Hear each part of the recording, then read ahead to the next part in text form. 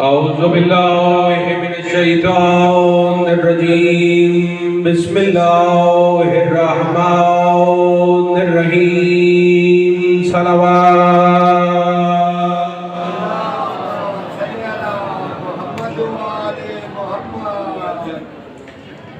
الحمد لله رب العالمين والعاقبة للمتقين الصلاة والسلام على خير خلقه محمد وآله أجمعين بآواز بلند صلوات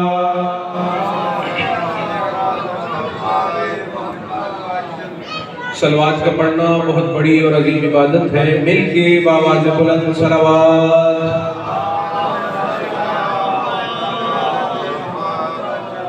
اپنی زبانوں کو ایک مرتبہ پھر معطر فرمائیں. مل کے بآواز بلند صلوات.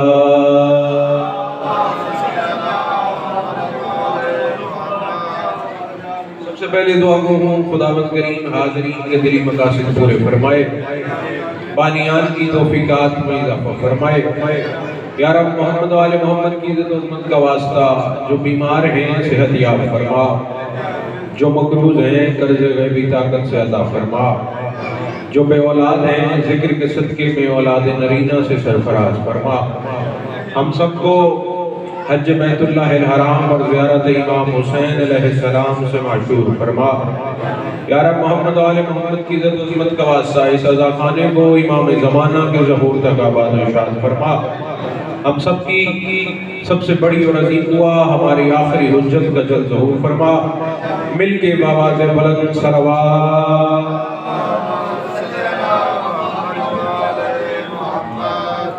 نعرہ تکبیر, نعرہ تکبیر, نعرہ رسالت, نعرہ رسالت. دونوں ہاتھ بلند کر کے نعرہ حیدری, نعرہ حیدری. توجہ ہے, بات شروع کی جائے. کافی دیر سے مجلس اذا شروع ہے. میرا ارادہ یہ ہے مختصر سی نوکری, لیکن جتنی دیر بھی آپ کے سامنے ہوں انشاءاللہ ولایہ علی ابن ابی طالب کے نشے دلا کے جانا چاہتا ہوں. ذکر پاک جس پہ آپ تشریف رکھتے ہو اتنا عظیم ذکر ہے, ادھر بیٹھ کے اگر کوئی بندہ صرف بولتا بھی ہے تو اسے ثواب ملتا ہے. اس فرش اذا پہ بیٹھ کے بولتا بھی ہے تو ثواب ملتا ہے. وہ کریم امام اللہ نے ہمیں عطا کیے امیر کائنات علی ابن ابی طالب.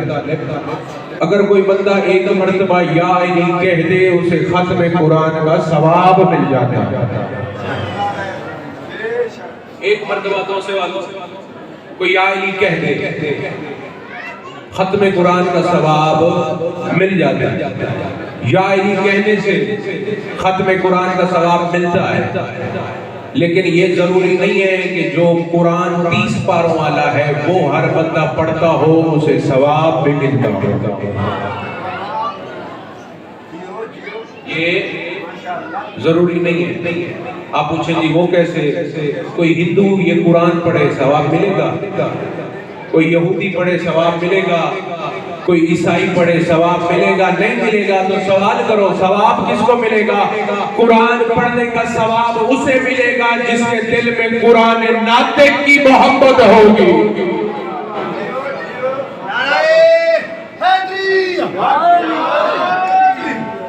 قرآن سامنے پڑھنے کا ثواب اس کو ملے گا جس کے دل میں قرآن ناطق کی محبت موجود ہوگی. اللہ نے قرآن دو طرح کے بھیجے, ایک قرآن صامت, ایک قرآن ناطق. صامت توسا والوں جو چپ ہوتا ہے عربی میں اسے صامت کہتے ہیں, جو بولتا ہو عربی زبان میں اسے ناطق کہتے ہیں. دو طرح کے قرآن اللہ نے بھیجے, ایک چپ ایک بولتا ہوا. جو چپ ہے وہ بولتے ہوئے قرآن کا قصیدہ بنا کے بھیجا ہے. قرآن میں مجید کلام الہی نازل کیسے ہوا؟ بھیجنے والا اللہ، عرش سے لے کے فرش تک آیات لے کے آنے والے جناب جبریل، جس کے سینے پہ اترتا رہا ہے وہ عام نبی نہیں، کائنات کا سردار محمد مصطفیٰ صلی اللہ علیہ وآلہ وسلم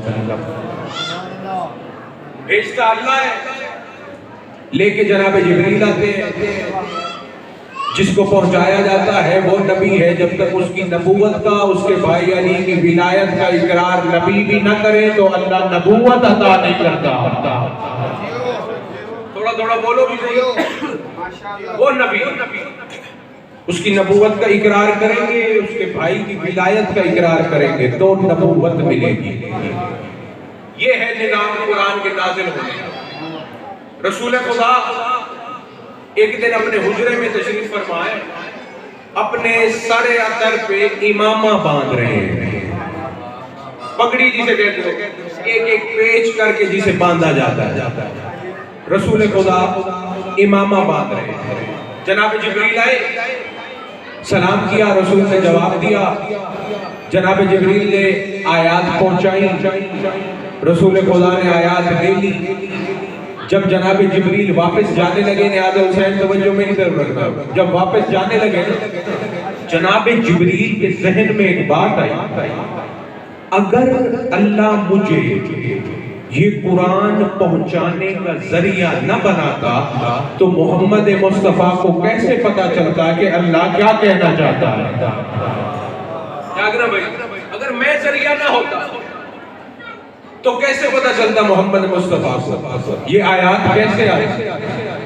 اب محمد مصطفیٰ صلی اللہ علیہ وآلہ وسلم نے بتایا ہے جناب جبریل کو، درود تاج میں نہیں پڑھتے ہو، وَجِبْرِيلُ خَادِمُهُ، جناب جبریل محمد مصطفیٰ کے خادم ہیں۔ محمد مصطفیٰ نے بتایا ہے جبریل ہم تیرے محتاج نہیں ہیں، ہم کون کے بھی محتاج نہیں ہیں، پوری کائنات میں یا اللہ کون کا محتاج نہیں ہے یا 14 کون کے محتاج نہیں ہے۔ کون کہا ضرور ہے لیکن اس کے محتاج نہیں ہے۔ اب جناب جبریل نے یہ بات سوچی، اگر میں ذریعہ نہ ہوتا، اگر نیاز حسین میری طرف دیکھا، اگر میں ذریعہ نہ ہوتا تو رسول خدا کو کیسے پتا چلتا کہ اللہ کیا کہنا چاہتا ہے؟ یہ بات سوچ کے جناب جبریل مڑے، کائنات کے رسول نے آواز دی، جبریل میرے قریب آؤ۔ نیاز حسین میری طرف دیکھنا، جناب جبریل قریب آئے، رسول خدا نے مسکرا کے پوچھا، جبریل مجھے یہ بتاؤ، یہ جو تم میرے پاس آیات لے کے آتے ہو یہ کس طرح لے کے آتے ہو؟ توجہ نیاز حسین مل کے باواز بلند صلوات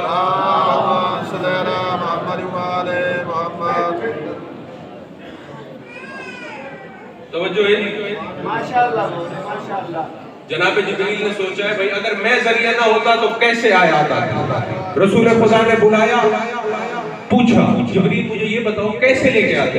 ہاتھ جوڑے جناب جبریل نے، حضور میں سدرۃ المنتہا پہ کھڑا ہوتا ہوں، سدرۃ المنتہا سے میں عرش کی طرف دیکھتا ہوں، ایک پردہ لٹکا ہوا ہے، اس پردے سے آواز آیات کی نکلتی ہے، چشم اسرافیل پہ وہ آواز پڑتی ہے، وہاں پہ آیت لکھی ہوئی آ جاتی ہے، میں آیت پڑھتا ہوں، آپ کی خدمت میں پہنچا دیتا ہوں۔ جاگنا وہی رسول ہے جو حکم خدا سے بولتا ہے، وَمَا يَنطِقُ عَنِ الْهَوَىٰ إِنْ هُوَ إِلَّا وَحْيٌ يُوحَىٰ کا مصداق محمد مصطفیٰ ہے، جو بولتا بھی ہے تو اپنے اللہ کی مرضی سے بولتا ہے۔ رسول خدا نے مسکرا کے فرمایا جبریل اب کی بار تو نے سدرہ پہ روک کے نہیں دیکھنا بلکہ پردہ ہٹا کے دیکھنا ہے، آواز کہاں سے آ رہی ہے؟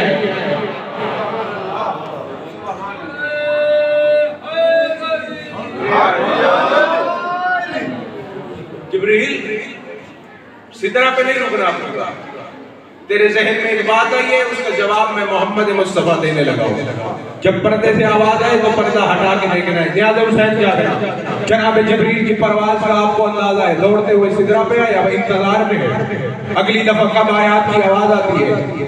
آیات کی آواز آئی، جناب جبریل کو اجازت اس نبی نے دی ہے جو کائنات میں رحمت بنا کے بھیجا گیا ہے۔ جناب جبریل گئے پردے کے قریب، پردہ ہٹایا، اندر منظر کیا ہے؟ میر انیس نے 2 مصرے لکھے ہیں، پوری کائنات بھی اس کا حق ادا نہیں کر سکتی۔ جب جناب جبریل نے پردہ ہٹایا تو کیا دیکھتے ہیں؟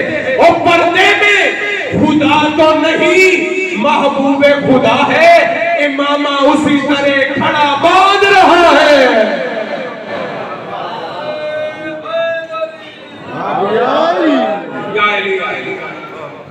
قرآن اس طرح نازل ہوا ہے۔ سورہ ملک ہے،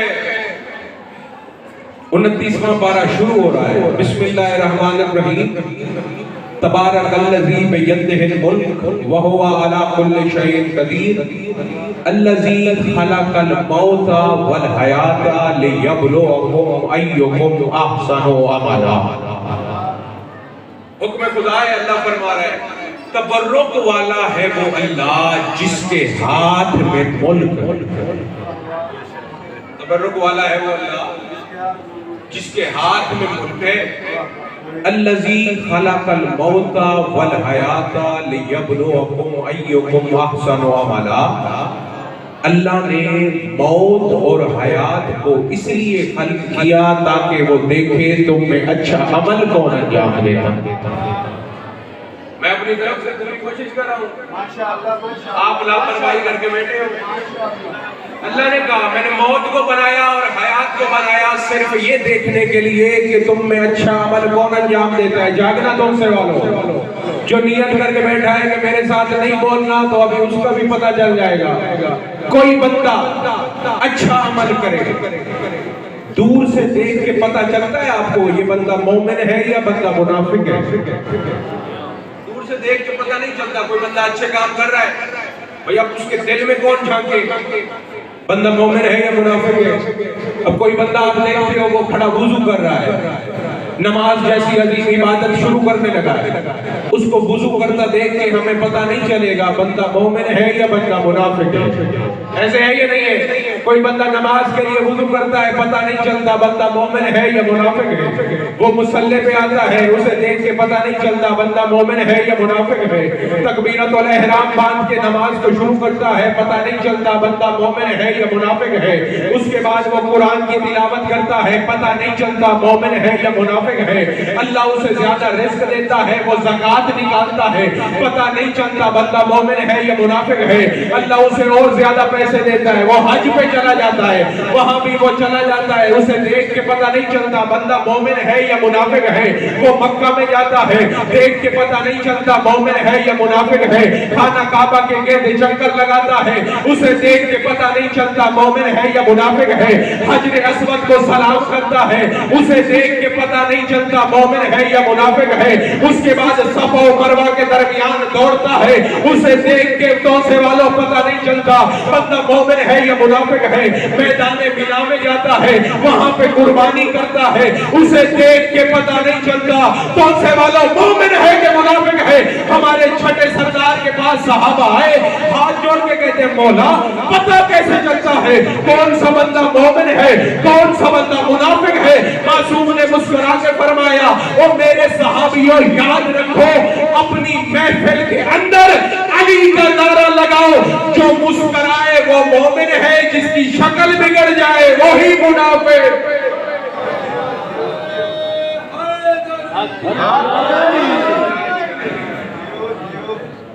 معصوم نے بتایا، اور یہی منظر ہے 16 رجب والے دن، 3 دن کے علی ابن ابی طالب، جناب ابو طالب نے پہلی مرتبہ اپنے ہاتھوں پہ لیا۔ عرب کے سردار تھے، قریب آئے۔ ابو طالب آپ کو پتہ نہیں ہے جو بھی بچہ پیدا ہوتا ہے عرب میں دستور ہے اس کا امتحان ہوتا ہے۔ امتحان یہ تھا وہ بچہ ایک پہاڑی پہ رکھتے تھے، وہاں پہ ایک بہت بڑا سانپ آتا تھا، اژدہا آتا، اگر بچہ غلط طریقے سے دنیا میں آیا ہے، بچے کو تکلیف پہنچاتا تھا، عرب والوں کو پتہ چل جاتا تھا کہ ان کے ماں باپ کا کردار صحیح نہیں ہے۔ اگر اژدہا اس بچے کو کچھ نہیں کہتا تھا تو عرب والے مطمئن ہو جاتے تھے کہ بھائی یہ پاک طریقے سے دنیا میں آیا ہے۔ جاگنا، جناب عمران نے 3 دن کے علی ابن ابی طالب کو اپنے ہاتھوں میں لیا، عرب کے سردار آ گئے، اے ابو طالب آپ کا چوتھا بیٹا ہے، خانہ کعبہ میں آیا ہے، اس کا امتحان ہوگا۔ جناب عمران مسکرائے، علی ابن ابی طالب کو پہاڑی پہ جا کے رکھا، اب پورا عرب دو سے والوں دیکھنے والا ہے، کندھے سے کندھا ملا ہوا ہے، دل دھرنے کو جگہ نہیں ہے، سارے بیٹھے ہیں کہ دیکھیں عمران کے بیٹے کا امتحان کیسا ہوتا ہے۔ 3 دن کے علی ابن ابی طالب ہیں، ایک بہت بڑا اژدہا نمودار ہوا، علی ابن ابی طالب کے گہوارے کے گرد اس نے چکر لگانا شروع کیا، اس کے بعد اپنا منہ اٹھا کے علی ابن ابی طالب کے سامنے آیا۔ 3 دن کے علی ابن ابی طالب نے اپنے ید اللہ ہاتھوں سے اژدہا کے 2 حصے کر دیے، وہ سردار دوڑتے ہوئے آئے، کہتے ہیں عمران آپ کے بیٹے نے ہمارے امتحان کا ذریعہ خراب کر دیا ہے، اور جس ذریعے سے ہم امتحان لیتے تھے اس نے وہ مار دیا ہے۔ تب وہ نبی بولا جو کائنات میں اللہ کے حکم سے بولتا ہے، محمد مصطفیٰ قریب آئے، آگے کہتے ہیں عرب کے لوگوں گھبرانے کی ضرورت نہیں ہے، اب جب تمہارا بچہ پیدا ہو اس کے سامنے علی کا نام لینا، اگر مسکرائے تو حلالی ہے، رونے لگے تو وہی حرامی ہے۔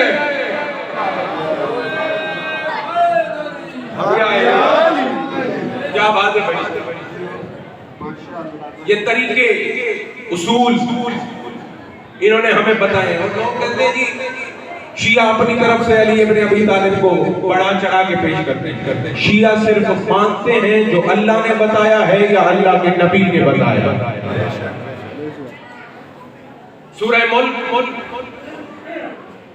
اللہ نے انسانوں کو پیدا کیا، موت کو حیات، تاکہ وہ دیکھے اچھا عمل، آسان عمل کون انجام دیتا ہے۔ اب علی ابن ابی طالب کو جو اللہ نے اتنا رتبہ دیا ہے، اتنا مقام دیا ہے، علی ابن ابی طالب پورے کے پورے اللہ کی صفات کے مظہر بنا کے دنیا میں، عین اللہ، ید اللہ، لسان اللہ، وجہ اللہ، جنب اللہ، نفس اللہ۔ بالکل میرے فضائل کی آخری بات ہے، اگر آپ جاگ رہے ہو تو میں بتانے لگا ہوں ید اللہ کے ہاتھوں میں طاقت کتنی اللہ نے رکھی ہے۔ جاگنا بھائی، بالکل ایک چھوٹی سی حدیث، ایک جنگ ہو رہی ہے، علی ابن ابی طالب کے ہاتھوں میں ذوالفقار جیسی تلوار، عرب کا ایک بہت بڑا سردار، بڑا اپنے آپ کو جنگجو پہلوان بنواتا تھا، علی کے سامنے آیا، اس نے اب دیکھا جیسے علی ابن ابی طالب جلال میں آ رہے ہیں، پیچھے بھاگ کے میدان سے باہر نکل گیا۔ بندوں نے کہا تو اتنا بڑا پہلوان تھا، تو اتنے سینکڑوں لوگوں سے اکیلا لڑتا تھا، علی کے سامنے جان بچا کے بھاگ رہا ہے، نیاز حسین جاگنا میری طرف، جو علی ابن ابی طالب کی ولا سن کے خوش ہوتا ہے اس سے بات کرنے لگا ہو، وہ تو اتنا بڑا پہلوان تھا، اتنے لوگوں سے اکیلا لڑتا تھا، وہ علی کے سامنے جان بچا کے بھاگ رہا ہے۔ پتہ ہے اس نے کیا جواب دیا؟ کہتے ہیں الفرار امامہ شرف، اور علی کے سامنے اپنی جان بچا لینا ہی تو بہادری کہلاتی ہے۔